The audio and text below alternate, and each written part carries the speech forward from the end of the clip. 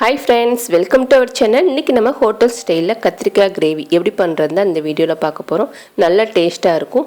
Biryani, pulao, white rice, chapati எல்லாத்துக்குமே இது சூப்பரா இருக்கும். கண்டிப்பா இதே போல நீங்களும் செஞ்சு சாப்பிட்டு பாருங்க. நல்ல டேஸ்டா இருக்கும்.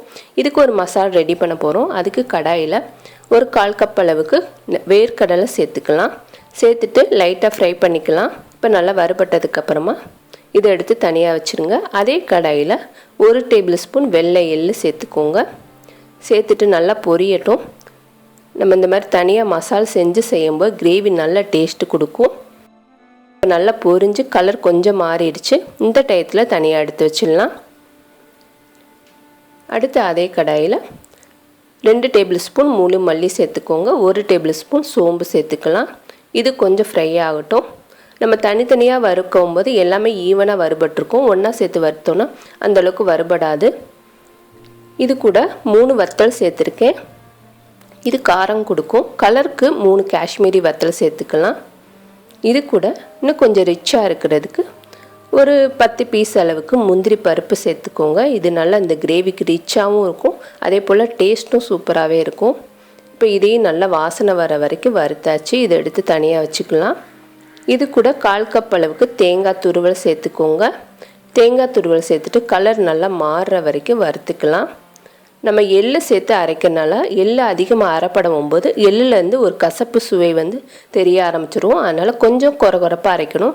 அதுக்காக தேங்காயும் கொஞ்சம் வறுத்துட்டு நம்ம சேர்த்துக்கலாம். இப்போ நல்லா வறுத்தாச்சு. அடுத்து இது எல்லாத்தையும் சேர்த்து நம்ம ஆற வச்சுக்கலாம். ஆற வச்சுட்டு ஒரு மிக்ஸி ஜாரில் சேர்த்துருங்க. சேர்த்துட்டு இதை குறப்பாக அரைச்சிக்கலாம். இதை நம்ம ட்ரையாக பவுடராகவும் பண்ணிக்கலாம். இல்லை அப்படின்னா கொஞ்சம் தண்ணி ஊற்றி கொஞ்சம் குறப்பாக அரைச்சி எடுத்துக்கோங்க. இப்போ நான் தண்ணி சேர்த்து கொஞ்சம் குறப்பாக அரைக்க போகிறேன். இந்த மாதிரி கொஞ்சமாக தண்ணி சேர்த்து நல்லா கெட்டியாக அரைச்சாச்சு. அடுத்து நம்ம தாளிக்கிறதுக்கு கடாயில் ஒரு 4 டேபிள் ஸ்பூன் அளவுக்கு கடலெண்ணெய் சேர்த்துக்கோங்க. இந்த கிரேவிக்கு கடலெண்ணெய் நல்லா டேஸ்ட்டு கொடுக்கும். இது கூட 1/4 டீஸ்பூன் அளவுக்கு கடுகு சேர்த்துக்கலாம். 1/4 டீஸ்பூன் ஜீரகம் சேர்த்துக்கோங்க. இது ரெண்டும் நல்லா பொரியட்டும். இப்போ பொரிய ஆரம்பிச்சிருச்சு. இந்த டயத்தில் 3 கிராம்பு, சின்ன பீஸ் பட்டை, 2 ஏலக்காய் எடுத்திருக்கேன். இதை 3ஐயும் சேர்த்துக்கோங்க. சேர்க்கும்போது நல்ல ஒரு ஃப்ளேவர் கொடுக்கும் இந்த கிரேவிக்கு. சேர்த்து நல்லா பொரியட்டும். பொரிஞ்சதுக்கப்புறமா 2 மீடியம் சைஸ் பெரிய வெங்காயத்தை நீல ஷேப்பில் கட் பண்ணி வச்சுருக்கேன். அதையும் சேர்த்துட்டு நல்ல ஒரு கோல்டன் கலர் வர வரைக்கும் வதக்கலாம்.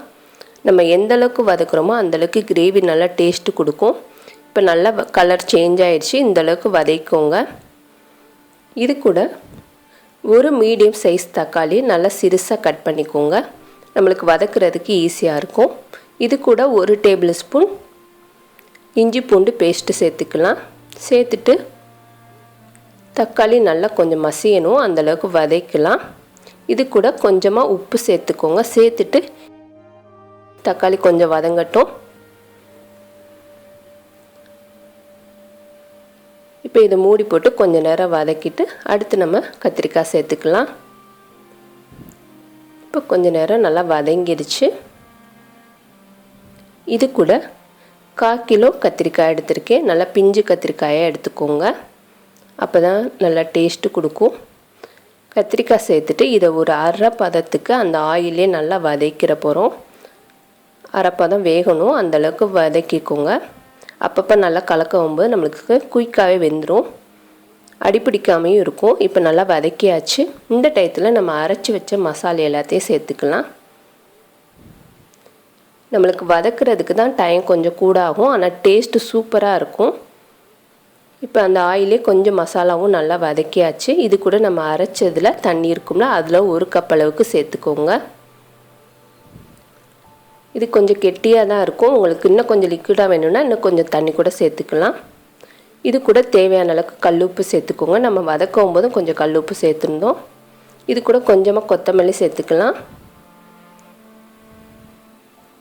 சேர்த்ததுக்கப்புறமா ஒரு சின்ன பீஸ் அளவுக்கு புளி எடுத்துக்கோங்க. இந்த அளவுக்கு இருந்தால் போதும். 1/4 கிலோ கத்திரிக்காய்க்கு இந்த மசாலா கரெக்டாக இருக்கும். இதை கரைச்சிட்டு நான் தனியாக எடுத்து வச்சுருக்கேன். இந்த புளி கரைசலையும் சேர்த்துக்கலாம். சேர்த்துட்டு நல்லா மிக்ஸ் பண்ணிவிட்டு இதை மூடி போட்டு கொஞ்சம் ஆயில் பிரியணும். அப்பப்போ கலந்து விட்டுக்கோங்க. இப்போ இதை மூடி போட்டு கொஞ்சம் நேரம் நல்லா கொதிக்க வச்சிடலாம். இப்போ ஓரளவுக்கு ஆயில் பிரிஞ்சு வந்திருக்கு. நம்ம முந்திரி பருப்பு வேர்க்கடலை சேர்த்துருக்கனால சீக்கிரமே கெட்டியாக ஆரம்பிச்சிரும். அதனால் அப்பப்போ கலந்து விட்டுக்கோங்க. இது இன்னும் கொஞ்சம் நேரம் நல்லா கத்திரிக்காயில் நல்லா மசிஞ்சு அந்த கிரேவியோட நல்லா செட் ஆகணும். இப்போ சூப்பராக ஆயிலெலாம் பிரிஞ்சு வந்துருச்சு. இதுக்கு மேலே கொஞ்சம் கொத்தமல்லி சேர்த்துட்டு நம்ம வேறு பவுலில் மாற்றிக்கலாம். இது பிரியாணி, புலாவ், ஒயிட் ரைஸ், சப்பாத்தி, ஊத்தப்பம், இட்லி எல்லாத்துக்குமே இது சூப்பராக இருக்கும். கண்டிப்பாக இதே போல் நீங்களும் ட்ரை பண்ணி பாருங்கள். நல்லா அந்த கத்திரிக்காயெலாம் குலைவாக அந்த கிரேவியோட நல்லா மிக்ஸ் ஆகிருக்கு. நல்லா டேஸ்ட்டாக இருக்கும். இதை நீங்கள் கண்டிப்பாக ட்ரை பண்ணி பாருங்கள். இந்த வீடியோ உங்களுக்கு பிடிச்சிருந்துச்சுன்னா லைக் பண்ணுங்கள், ஷேர் பண்ணுங்கள். மறக்காமல் நம்மளோட சேனலுக்கு சப்ஸ்கிரைப் பண்ணுங்கள். தேங்க்யூ.